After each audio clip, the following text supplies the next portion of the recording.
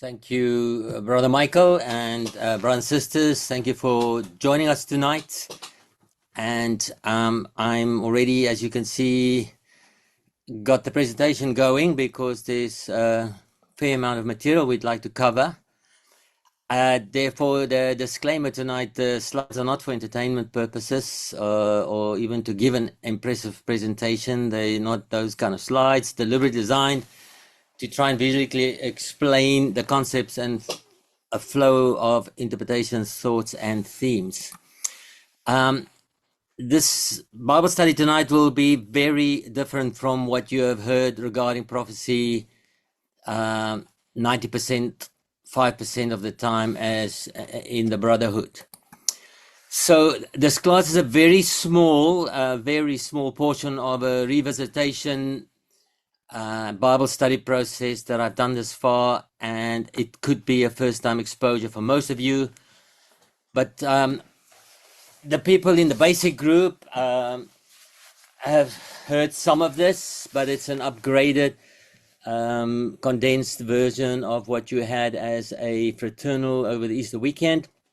So there's something new, hopefully a few different angles to look at things, better visuals.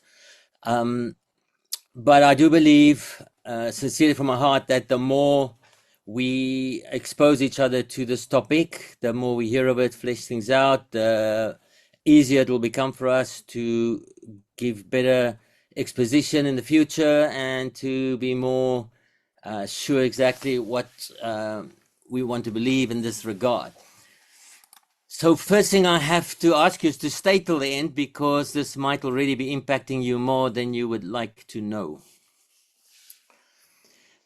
Then my first challenge is to not lose all of you when you heard, prophecy. There's a famous line somewhere, you had me at hello or something, and unfortunately for prophecy, it's you lost me at prophecy. So there's a lot of reasons why prophecy is crucially important, and I'm not going to delve into all the ones we discussed previously. I want to highlight the fourth one, which is the most important and that I've not really heard ever before. Prophecy is to help those who will be living in troubled times, that is prophesied for the future. And especially for them, that when those troubled times arrive, they will endure those times. So if there's troubled times ahead, maybe for us, it would be nice that when we're in those troubled times, we will realize this is what God spoke about. It has to happen, and we kind of figure out we can hang in there and not lose the faith, because that is exactly what prophecy is given for, one of the main reasons. It's interesting, in Revelation 19 verse 10, it says, worship God, for the testimony of Jesus is the spirit of prophecy. And the testimony of Jesus, what he testified, what he taught. And I like the NIRV. It says, worship God, what Jesus taught is the very heart of prophecy. So I'm going to show you two more slides, and the bottom line of these slides are that we cannot get away from this idea that prophecy is not important or is important. And usually after a class like this, I found before that mostly discussions will go around about, we can't tell the date, and therefore, let's just live a Christian life, and whatever comes, we'll deal it with God's help. And we kind of deflect the topic, and there's so much controversy about it. So that also doesn't help, and that's by far not the idea tonight. The idea is to give you some framework that is a little different from the one we usually presented with, so that you can, as prophecy is revealed from time to time more and more, be more sure that we are moving along in God's timeline. So here's just an idea. Prophecy accounts for a major portion of the entire canon of Scripture. Numerous books in the Old Testament contain prophecy. We all know this. In the New Testament, almost every book contains some prophecy. Revelation being wholly devoted to the prophetic vision. About 20% of the Bible is predictive. This means that more than 1 in 4 verses was prophetic. So it leads me to this thought-provoking questions. Could all or most of our reasons for not giving heed and attention to prophecy and not giving it equal priority in our Bible studies perhaps be invalid? We say it's too complex, too controversial. The date of Jesus' return can never be known. And it's more important to live a faithful life. I'm not suggesting that we make this the sole focus of everything, but I would love to see more talk on prophecy, just as treating it as a general subject as any other subjects we do from time to time, and discuss it without being, a bit concerned that some people will get upset and so forth. So especially that fourth reason, I would rather say I believe the following is more valid. A faithful life will include an understanding and interest and inclusion in our studies of prophecy. Let me try and prove this to you from Scripture. There's a key concept in Scripture that the prophecy will be unsealed at the times of the end, which indicates that it is at certain stages not totally known, but as time progresses, it will get unsealed. And at the time of the end, prophecy will be unsealed. Jesus said, however, no one knows the day and hour which these things will happen, not even the angels in heaven or the Son himself. Only the Father knows. And we take that to say we cannot tell the day and the hour. And I agree with that. We cannot tell the day and the hour. But there are people in the future, in a specific time that is prophesied, that when that time comes, they will know it is a matter of years. And that is where the prophecy will unfold. So the idea of no one knows, the verb there in the Greek is present tense. That leaves us with more than enough scope to say that it's not something, it's not known in the present, but doesn't mean that it can't be known in the future. And Jesus could have well meant that no one at this time, while I'm talking here, knows of that time of the end, exactly what it's going to be like. He did not say nobody, even in the future, till my return, can ever know more than I know at this time. So let's look at Scripture and see where that takes us. In Daniel 2, verse 1 to 4, the prophecy reads, at that time Michael shall stand up, the great prince which stands for the children of the people. There shall be a time of trouble, such as never was since there was a nation, even to that time, and that thy people shall be delivered. Now, if we have any sense of Daniel 9's 70-week prophecy, we will understand that in Daniel, that term, thy people will be delivered, means it's the end time when Jesus comes to deliver Israel. And that you can see in the context there, everyone that shall found written in the book, and many of them that sleep in the dust of the earth shall wake, some to everlasting life. There's Jesus resurrecting us at his return, some to shame and everlasting content. But you, Daniel, at your time, seal the book even to the time of the end, which was not even quite known to Jesus when he was preaching on earth. Many shall run to and fro, and knowledge shall be increased. Then he goes on to say in verse 6 to 9, how long shall it be to the end of these wonders? And I heard a man clothed in linen swore by him that lived forever and said, that it shall be for a time, times and a half, and when he shall have accomplished to scatter the power of the holy people, all these things shall be finished. So again, the prophecy takes us right to the end, and it tells us there's this time period of 3.5 years, and then everything will be resolved. But Daniel heard it and understood not. He said, oh my Lord, what shall be the end of these things? He said, go your way, Daniel. The words are closed up and sealed, but not forever, till the time of the end. So we can see this idea of the book being sealed, but in the very next verse of verse 10, it again implies that many shall be purified and made white and tried, Daniel, from now till the end.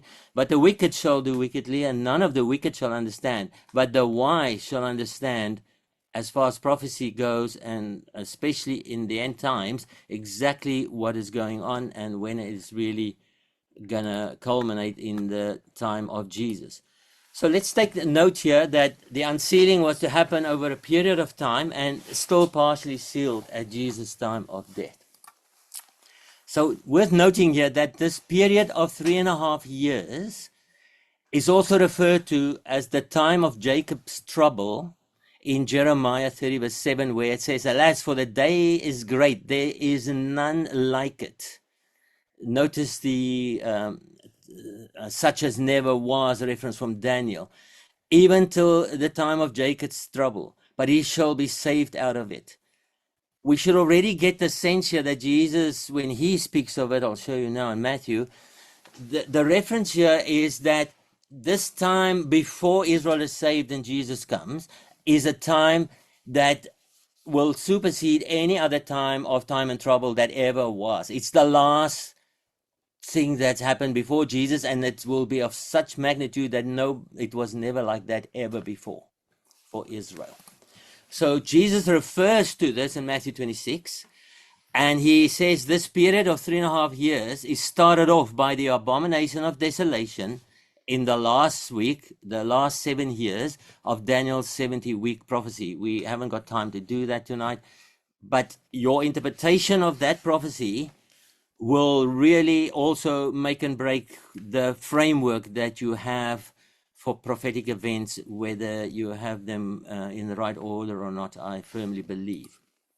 But Jesus said, when you shall see this abomination of desolation, which happens in the middle of that last week of Daniel's prophecy, let the person who reads understand. In those days when this event happens, people that live in that event will understand, or they should be able to understand if they give the correct interpretation of prophecy. The wise, it was told Daniel, there'll be an increase of knowledge and people will understand more, right? The wise shall understand. Jesus telling us there will be people who will fully understand what's going on. For there shall be great tribulation. There's Jesus referring to those three links up there, such as was not since the beginning of the world to the time, nor ever shall be. No tribulation or tough times that Israel has had up to this very day will ever even compare to this. And we cannot take this kind of description and apply to what is happening to Israel today, even though they go through tough times and difficult times. It will be nothing in comparison to what's going to happen here. Immediately after those days, Jesus says, I will return. So Jesus told us when he's going to return, but we don't know the date and the time because we don't know when this time period will start. But when it starts, it's like the woman is giving birth, and when the water breaks, we know it's a matter of hours and all this will be done. So here we have this whole idea that we shouldn't hide behind this fact that no one can really know and whatever. We are really supposed to be looking and understanding, and as time goes by and more things are clearly revealed to us, we can gather more knowledge. Here's a very interesting verse from Jeremiah telling us the same. They talking about Israel, they shall serve Yahweh their God and David their king, whom I will raise up to them. Now, in context of the verse, you will know Jeremiah is referring to Jesus. Therefore, fear not, my servant Jacob, saith Yahweh, neither be dismayed, O Israel. I will save you from afar and your seed from the land of captivity. Jacob shall return, he shall be in rest and be quiet, and none shall make him afraid. Most people will read that verse and apply it to everything happening at 1948 and Israel coming back. It has got nothing to do with that. It's when Jesus is back and he's the king, and then he will regather Israel and they are scattered after he had the battle at Armageddon. And then the people will be in rest and quiet because he will be their king and make them a holy nation. And verse 24 says that the fierce anger of Yahweh shall not return until he have done it, until he have performed the intents of our heart. In the latter days, Jeremiah, you can't know it now exactly how it's going to happen, but in the latter days you will consider it. The word consider carries this meaning of understanding something and mentally distinguishing what it is. So here's some just verses. I have to go quick, I'm afraid, that tells us that we can not sit complacently and make prophecy just some kind of topic we don't like to discuss. We will have to get into the Bible and make sure, because as you'll see in the end, this is already affecting us, and I'll prove that to you. So what I'm going to do now, I'm going to go to mainstream prophecy and give you, I have done my best to represent this, not like a straw man, as best as I can, the mainstream interpretation. And we're going to look at that and just three aspects of that, revisit it and see if we might want to revise things. So the whole idea is that Israel was regathered in 1948, and then there's this time of Jacob's trouble that we spoke of, and some people in this mainstream interpretation that we hear 95% of the time make that Israel's trouble time now, and eventually they have to overcome that, because in Ezekiel 38, Israel has to dwell safely before Gog in Ezekiel 38 comes down and invades Israel, and Russia is defined as being Gog. Some people put times of Jacob's trouble, the red block here, you might see my cursor, I don't know, as falling in there. And it's during this time that Russia comes down, that Jerusalem is taken, and now there is terrible tribulation for them. And Jesus might return while they invade or shortly before, or, you know, the blue block of Jesus returning and the resurrection and judgment can vary a little bit as to which things happen simultaneously. Then we have Armageddon, where Zechariah 14, Ezekiel 38, Joel 3, Revelation 13 and 17, all those chapters are all seen as Armageddon prophecies. In other words, all the nations of the world come around Jerusalem, and we know from Zechariah that according to this mainstream interpretation, Russia and all the nations are then defeated. So notice, although we say the main focus must always be the Middle East, in this interpretation, I believe we do have to be honest and fair and say that the focus in this interpretation is really on Russia and the Middle East. And whatever Russia does, there's always a flurry of activity in the prophecy channels and whatever. This interpretation is also a somewhat comfortable interpretation, because we are like spectators looking, everything is decided, and we're looking at it and say, well, we'll be taken when Jesus returns. We're not going to be part of Jacob's trouble, and, you know, it's we're going to be taken out of harm way before or while Russia makes its move. So I'm not going to do all this, but let me just show you a list of items if you're interested to get stuck into this topic that we could revisit. And we're not going to do all of that tonight, so don't worry. But for example, we can go to all the verses in the Bible that talks about the regathering of Israel, and I'll show you in a follow-up slide now that they all, I want to emphasize all of them, speak about a gathering of Jesus after Armageddon. It's got nothing to do with 1948. Notice 1948 was very significant, and as Bible students, we would be very keen to see that event, because if in Zechariah 14, Israel needs to be nearly at a point where they're going to be extinguished before Jesus saves them, it is obvious that we were looking for a time when Israel would be in the land again. But that's not the regathering that the Bible prophecies talk about, and it's important. Then we can ask, when is Jacob's time of trouble? That 3.5 weeks, where does that fit in our prophecy? When Israel dwells safely, what does it mean according to sound Bible study? When does this happen? Who is Gog? According to sound Bible study. We can ask about where's the rapture when Jesus returns? Who are these nations that are round about Jerusalem when Jesus returns to save Israel? We find in point 9 here, Zechariah 14 and Ezekiel 38. I just want you to make these notes. You can get this presentation from me if you want and go check all these things. But is it really describing the same event? Both describe war scenarios, and there will be obvious similarities in those events. But the differences in these two prophecies is remarkable and particularly obvious. In Ezekiel 38, Gog is on the mountains and gets destroyed there in a total different way than Jesus destroys the enemies in Zechariah 14. And those enemies surround Jerusalem. Jerusalem and Judah is never even mentioned in Ezekiel 38. So what I want to do now is just zoom in on these three elements: Israel dwelling safely, and who is Gog.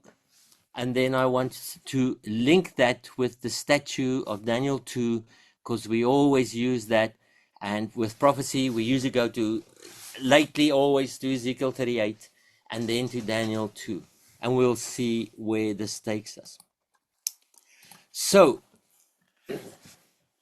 I am using these words very specifically because when it comes to Israel dwelling safely, even the brothers that give talks on this use this term. They say this safety is a very speculative aspect of the interpretation. People speculate on what does it mean.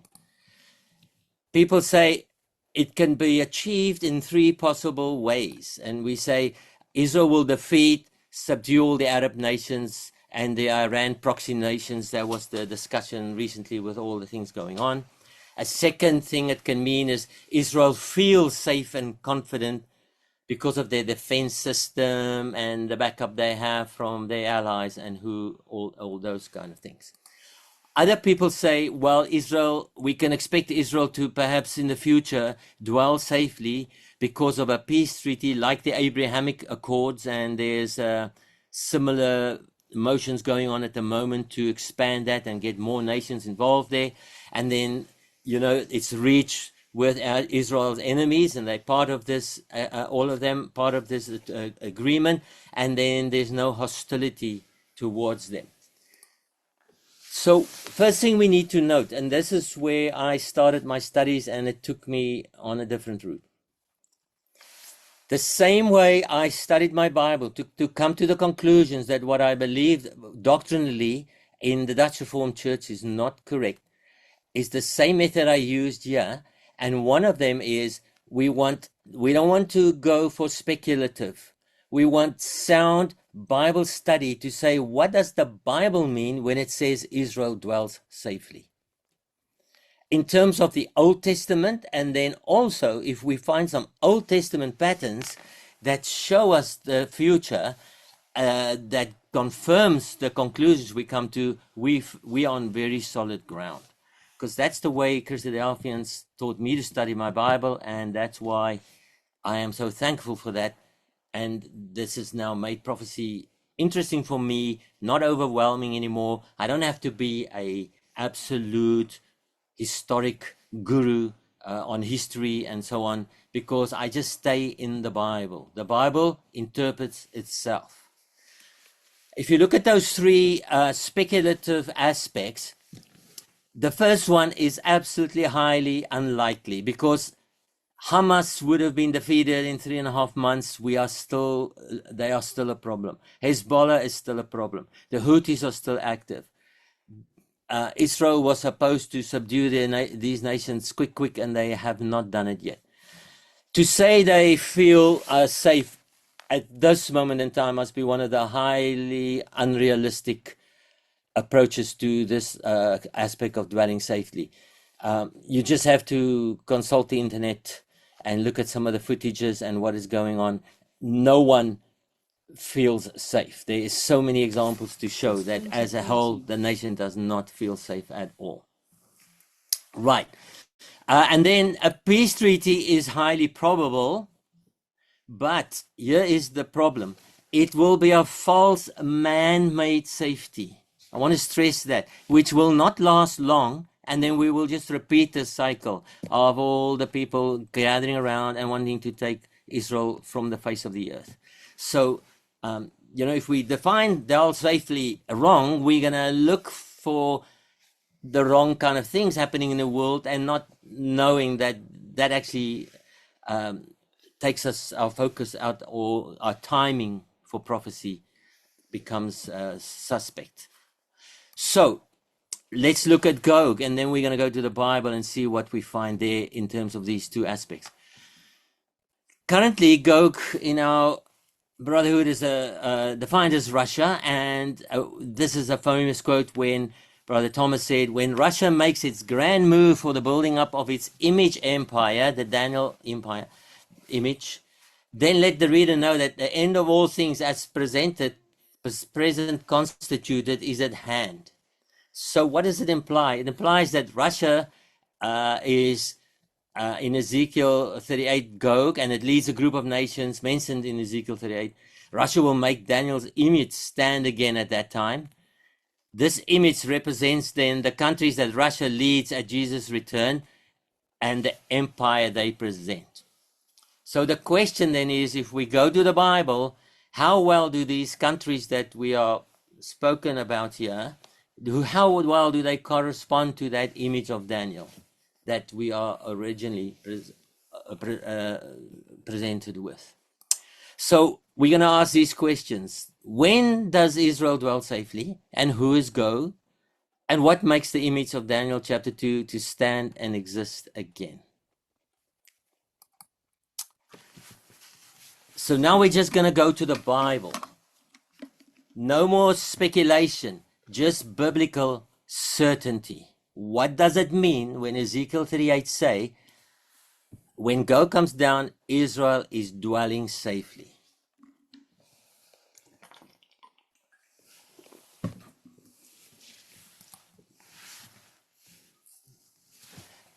There we have the verses in chapter 8. After many days you shall be visited. In the latter years you will come into the land that is brought back from the sword, and is gathered out of many people against the mountains of Israel, which have always been waste, but is brought forth out of the nations, and they shall dwell safely, all of them. You shall say, I will go to a land of unwalled villages. I will go to them that are at rest, that dwell safely, without walls, neither bars nor gates. So there are a lot of verses. We don't have time. I'll just list them so you can see the many. But here is the point. When you look at these clues, like at rest, unwalled villages, without walls, it refers to Israel being in a situation where there is an absolute absence of war, because there are no longer any enemies round about them, and they have lost their capacity or their desire for war, these enemies. Israel, you have to ask yourself, when is Israel ever going to be in that situation? And what does the Bible say? When will that happen? Well, there's all your verses in red, and I'm not going to read all three. I just want to read you the first one. Yahweh gave them rest round about. Joshua 21. According to all that he swore unto their father, there stood not a man of all their enemies before them. Yahweh delivered all their enemies into their hand. And you can go look at every verse in the Bible, sound Bible study, where we go and we see what do these terms mean in the Bible, and that is what you're going to find. Look at the Old Testament pattern. Jehoshaphat in 2 Chronicles 20 verse 27 to 30, which is a battle that is, you can go study this yourself. It's absolutely mind-boggling. That battle of Jehoshaphat is a prototype of exactly what Zechariah 14 says Jesus is going to do at Armageddon. Armageddon was prophesied in the battle of Jehoshaphat. And in that battle, Judah went out with Jehoshaphat, and between Jehoshaphat and Judah and the stuff they did, like in Zechariah 14, Judah's mentioned there, they're going to do the same thing. There it says, Yahweh made them to rejoice over their enemies. The fear of God was over all those kingdoms and those countries when they heard that Yahweh fought against the enemies, so that the realm of Jehoshaphat was quiet. God gave him rest round about. That roundabout phrase in the Bible talks about the nations just around about neighboring Israel. David and Solomon, same thing happened. Solomon sent to Hiram saying, you know that David, my father, could not build a house unto my name for the wars which were about him on every side, round about, until Yahweh put them under the soles of his feet, and he gave me rest on every side. So there is neither adversary or evil occurrent. There's no enemies and not even a possibility of something evil occurring. That's the kind of rest that two righteous kings in God's eyes brought about for their nation. But it was righteous kings that brought the peace, not other men. unrighteous men. What does David say about all this? He says in Psalm 118, all nations compassed me round about, but in the name of Yahweh will I destroy them. Now, obviously, we know when Jesus says you'll be hated by all men for my sake, that doesn't mean each and man. The same with David. When he said all nations, when the Bible talks about all nations in a lot of the prophecies, it doesn't mean each and every nation in the world. It means the nations round about Israel, those nations. And it is quite easy to see. I will show you. Here it says in Chronicles 22 verse 9, a man, behold, a son shall be born to you, David, Solomon, a man of rest. I will give him rest from all his enemies round about. Name is Solomon, and I will give peace and quiet to Israel. Notice, your enemies must be destroyed, and you must be a king that is righteous, full of wisdom and righteousness. Without righteousness, there will never, ever be peace for Israel. It is a fact in the Bible we cannot deny. So David says, is it not Yahweh your God with you, and he not given you rest on every side? He have given the inhabitants of the land into my hand, and the land is subdued before Yahweh and the people. Notice here is the kingdom of David. The purple there shows you what the nations represented that were round about Israel, that they defeated so that they had rest and peace. No more war. That is what we're looking for before Gog will ever come down. Not Israel feeling safe, not Israel making peace treaties with other men, heaven forbid,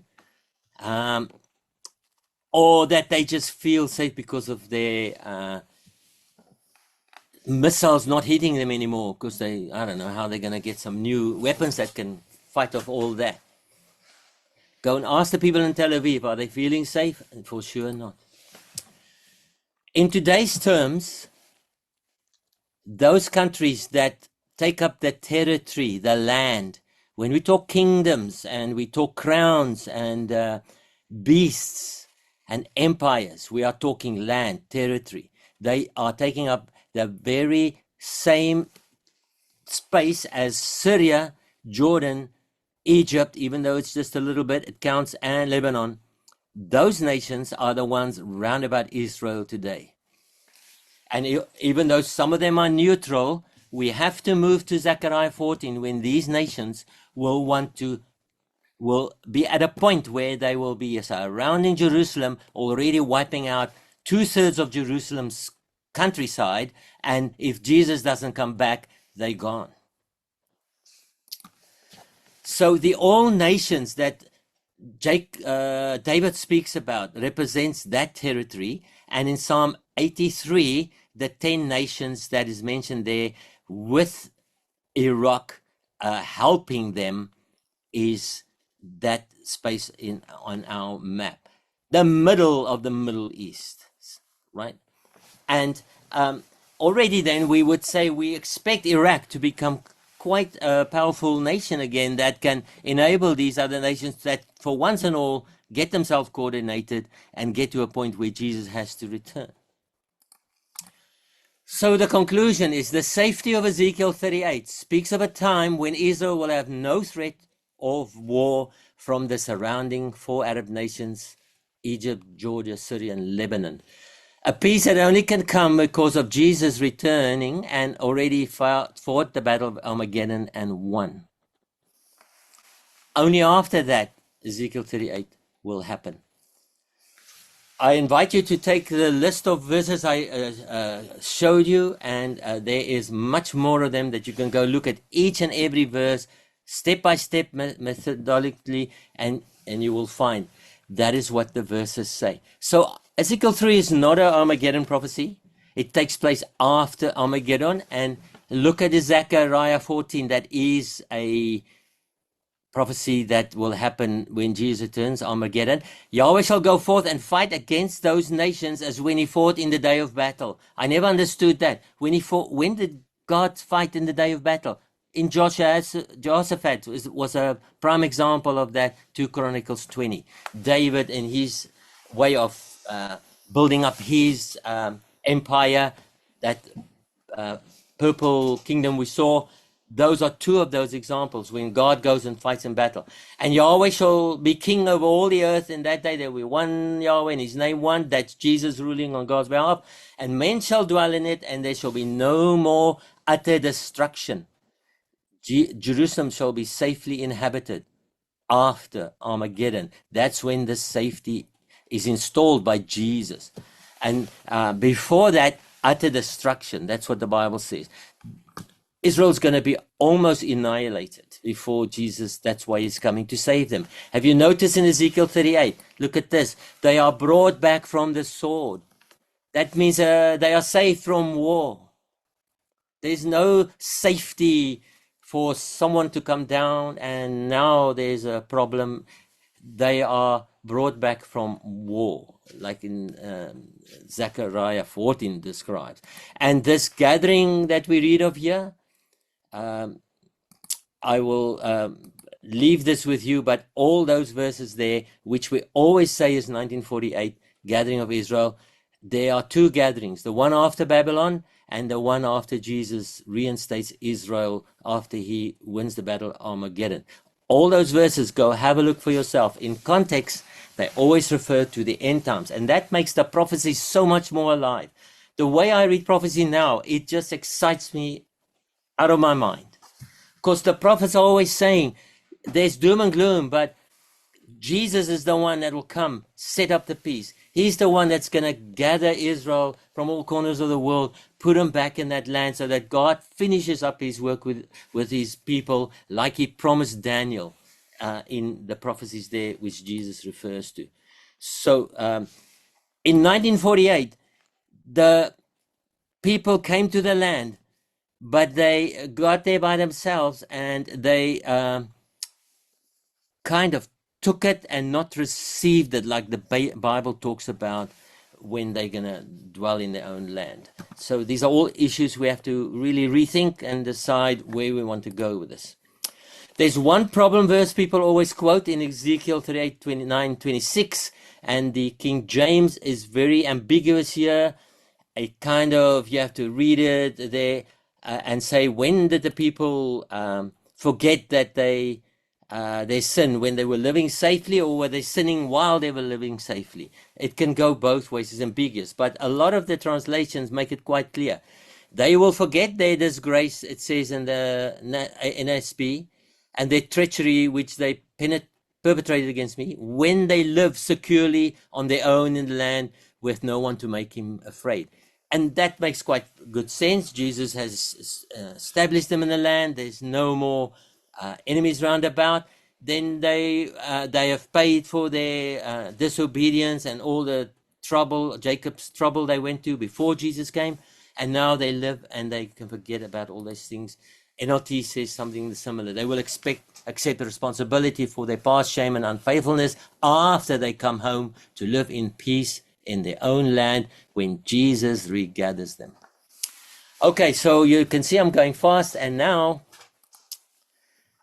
it all becomes, in prophecy, it becomes about timing. When do things happen? And that will determine, we all have to decide in our timeline how we're going to put it. Now, we'll change gear slightly, make it hopefully a bit more interesting for you. Who is Gog? And notice we are not going to history books. We have to just have a basic 101 geography.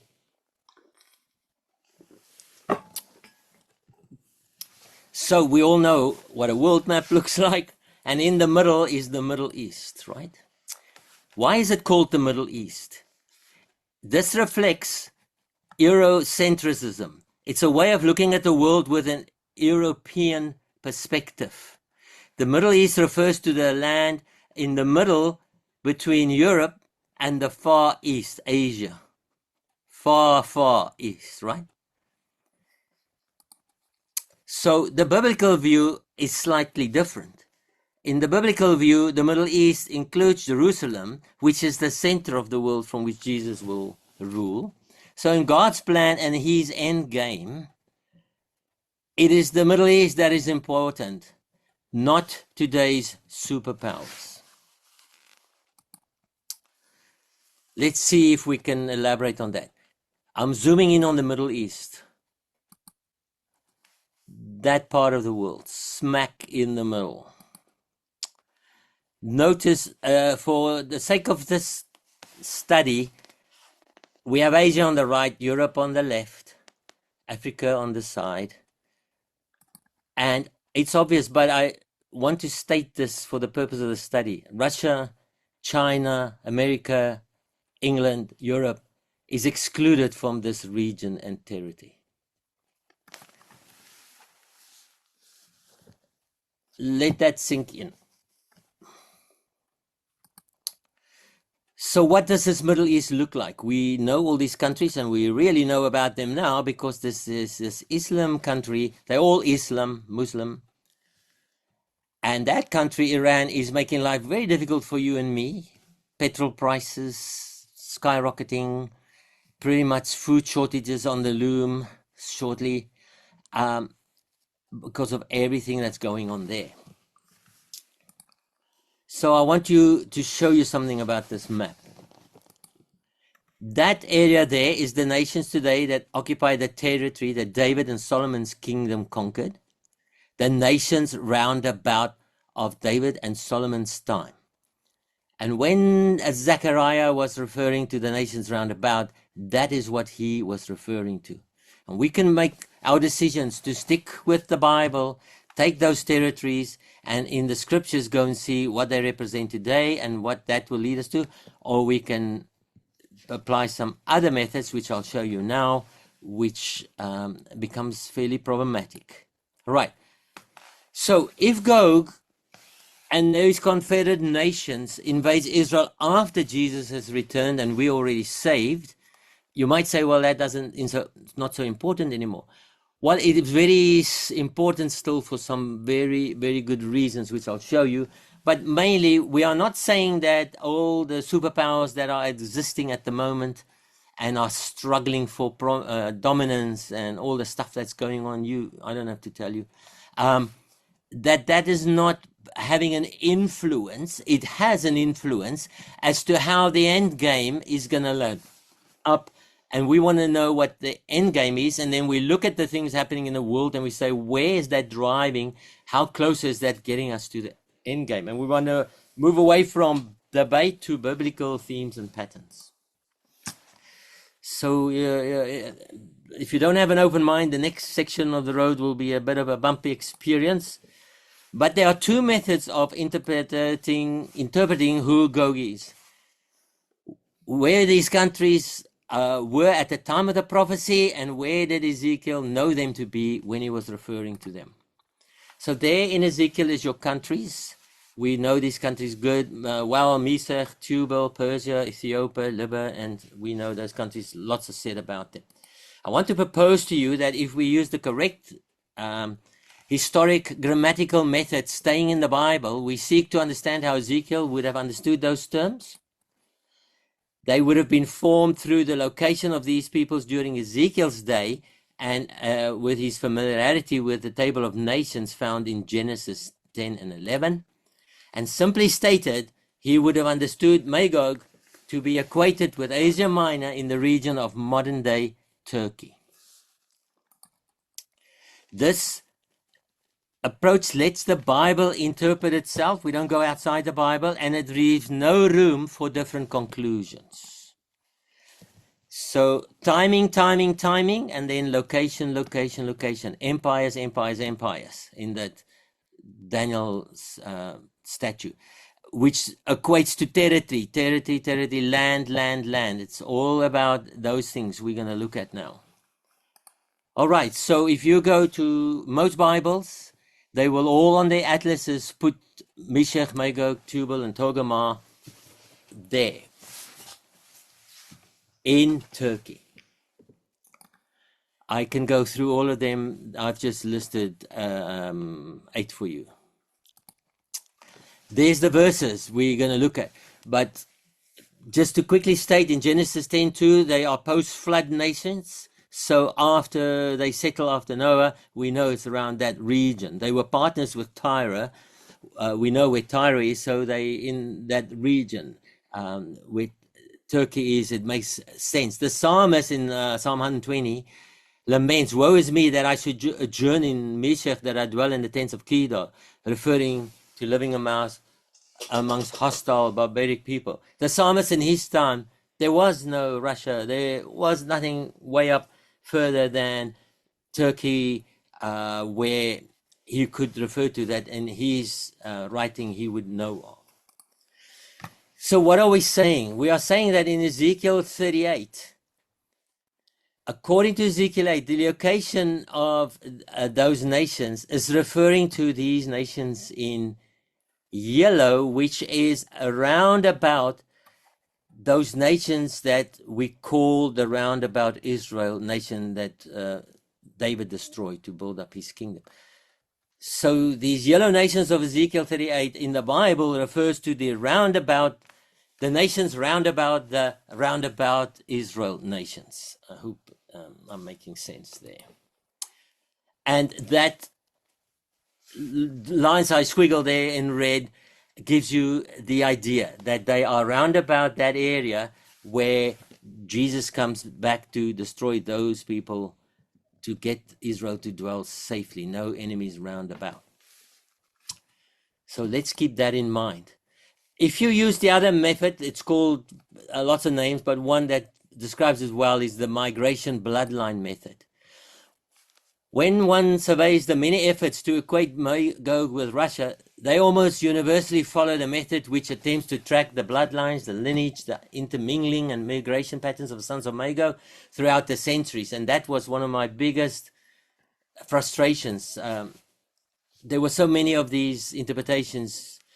It often becomes chaotic, produces a wide range of views, somewhat impossible for the lay student to wade through all of these numerous opinions down throughout the centuries.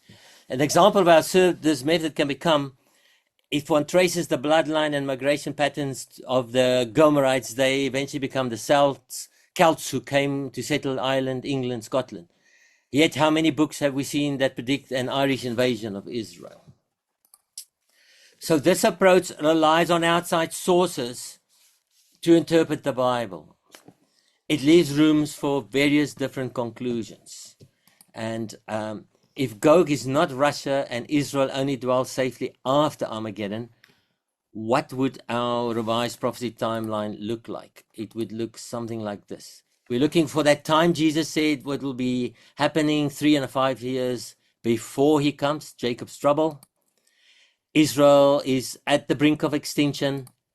Jesus returns. There's the resurrection. We are with Jesus. He wins the battle of Armageddon, Zechariah 14. Israel dwells safely. The result, as we see in Zechariah 14, and then that result carries through until Gog, which is Turkey, decides to come down and invade Israel. Gog is defeated. We are with Jesus then already immortal and help him do this.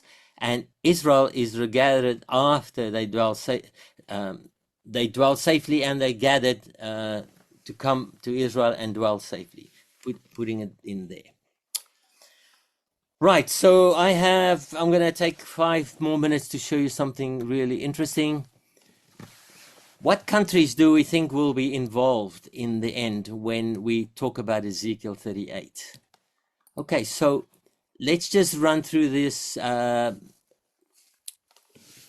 geography I tried, and thanks to, shout out to Llewellyn for helping me with some overlays here, otherwise you would have seen squiggles and nothing decent.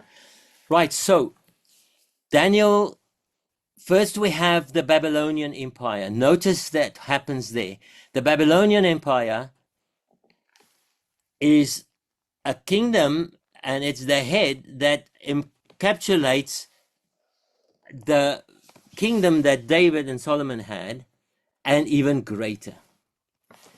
And Daniel was said to the king, you are this king, the head of gold is that territory. And although these metals become beasts, we understand later on the beasts are also identified as these empires and the territory they occupied.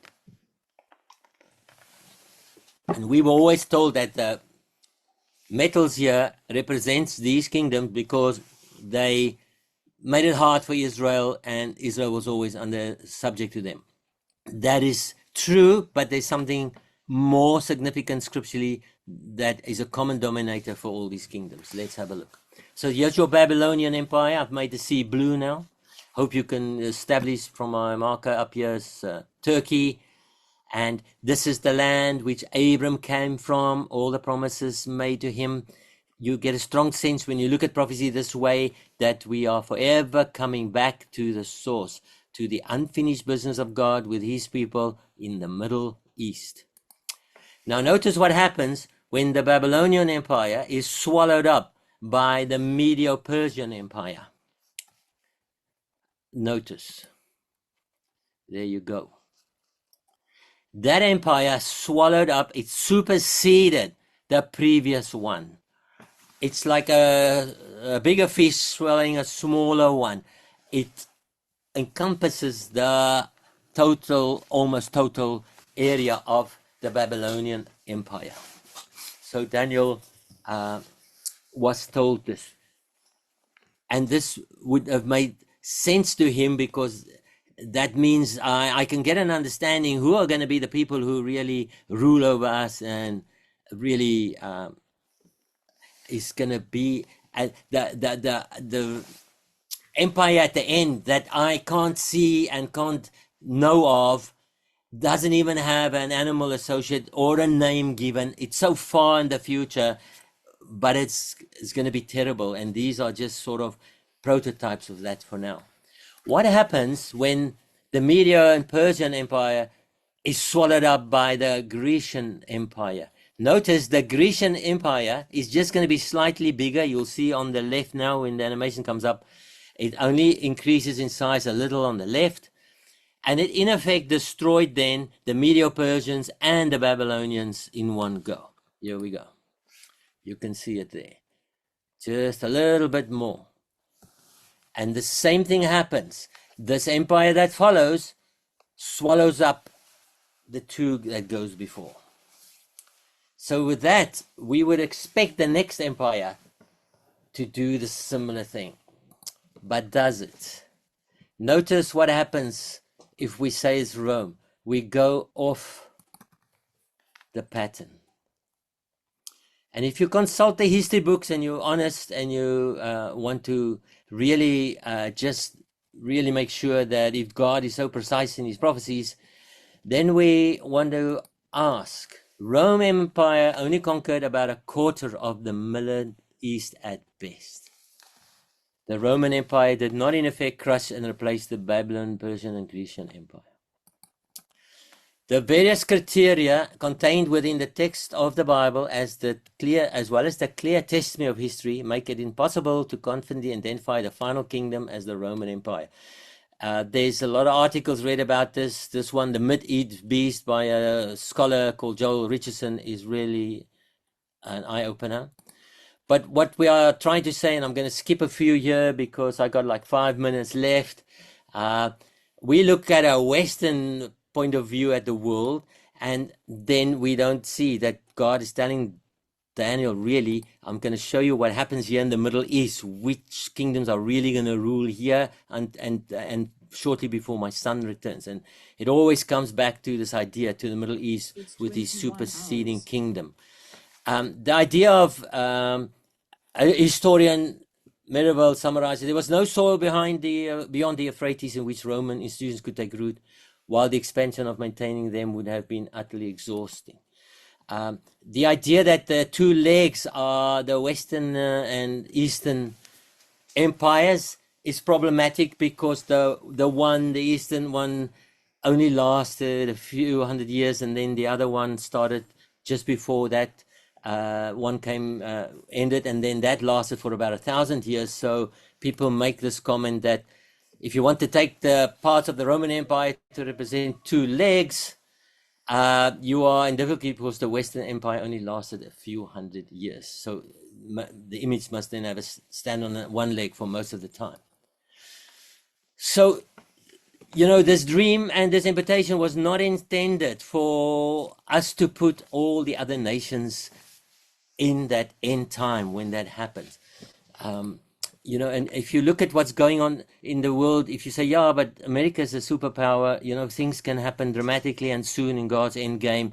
This is the latest thing on the left here. People are saying that if this war currently with Iran doesn't end soon, America can collapse by July the 4th. I'm not saying it's going to happen, but I just want you to give your idea how things can happen. And then also, we have this tendency to say, yeah, Britain and Australia and everybody will be at the end time. I look at it like a chess game. In the beginning, all the pieces are there, but some of those pieces, the rooks and all the superpowers at the moment might, I believe from interpretation of scriptures, is not going to be there at the end game when we move back to the Middle East. So what we want to do is say, we don't want to focus on North America, Asia, and so on. Russia and Rome is not even mentioned in Ezekiel 38. It's always about the Middle East, the Middle East. So who can this kingdom then be if it's not Rome? And I promise I will end up in 5 minutes. We did start 5 minutes late, so I'm going to not leave you hanging. Notice there's this sound principle in the Bible that there can be a gap. And we know this from, even if we make the legs Rome, people say there's a 2,000-year gap between the legs and when the feet, that beast and those countries, which is territories, will make that image stand again. And even in Revelation, the beast that represents the feet has got the first three, Babylon, Media, Persia, and Greece, elements of the animals that represent them, all in this one beast. So if we can relate it to territories, what's it telling us? There must be some kingdom empire in the end that is going to take control of the whole Middle East, of all those territories that these empires that they knew of then, but they couldn't even see the one it was so far in the future, would then come about. So if there's a gap there, which we all agree, and even in Daniel's 70 week prophecy, the last week has got this 2,000-year gap between them, then who's to say that there was not a gap between the one in Greece and then the fourth kingdom? So is there an empire that fits this description of one that crushes and takes over all the territories, not just a quarter, much better in the history? There is one. And notice, it's the Islamic Caliphate. It started with two legs right from the beginning. There's two types of Muslims that have been hostile towards each other from the beginning, the Sunni and the Shia majority. Look what happens when we take the Grecian Empire, and what does the Islamic Caliphate do? It swallows it up whole, and even more than the Grecians swallowed up the previous ones. So what we're trying to say, maybe we should go and have a better look what is going on in the world today. I want to leave you with these three more slides. Wherever Islam has spread, the conquered culture is gradually erased. The symbols and evidence of that former culture are destroyed. If this does not sound familiar to you, and it's a challenge and an ever-growing problem in our world, then I don't know. The religion of the conquered peoples are most particularly targeted. This is a heritage of Islam. The perfect fulfillment of the criterion of Daniel 2:40. Islam is a crushing power that tramples and residue with its feet.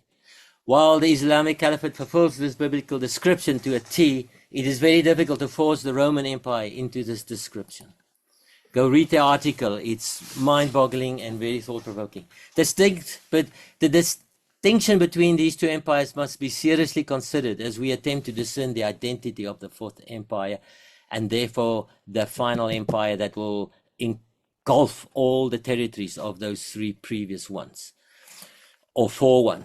Can the Islamic Caliphate empire be an empire from where an antichrist can function with global power in a terrible time of 3.5 years? So this is what I promised you. I would love you to stay on, because here's your answer.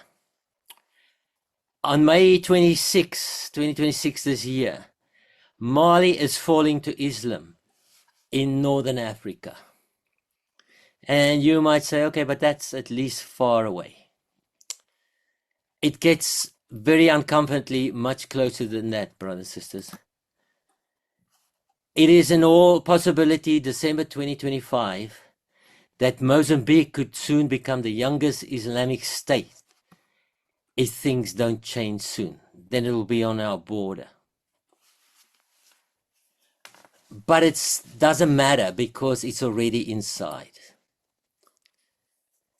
These people and the enemy that we could identify with that fourth beast does not necessarily come with tanks from another country. They could soon be in Mozambique in that position, do it, but they arise from within. 6 May 2026, is South Africa safe? There was a horror killings recently that strong connections with ISIS network in South Africa.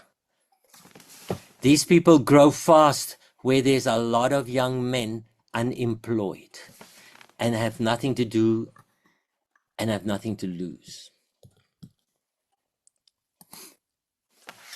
The Electoral Commission of South Africa officially rejected the registration of the proposed Islamic State of Africa as a political party. You can go read about that. They will surely try again. And then we have this interesting scenario where 2 flights landed here with Palestinians, and under circumstances that caught the government unawares, and they were just dissipated into the country.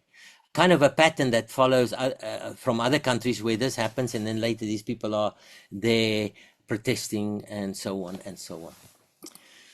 So I'm ending with this. In Daniel, we are told at the end times there will be 10 toes, and these 10 toes are kingdoms of an empire. They shall, and Jesus will come and break these empires in pieces. So it correlates very well with the fact of the 3.5 years, the time of tribulation, and what will make life for everyone in the world, and the Jews particularly, horrifying.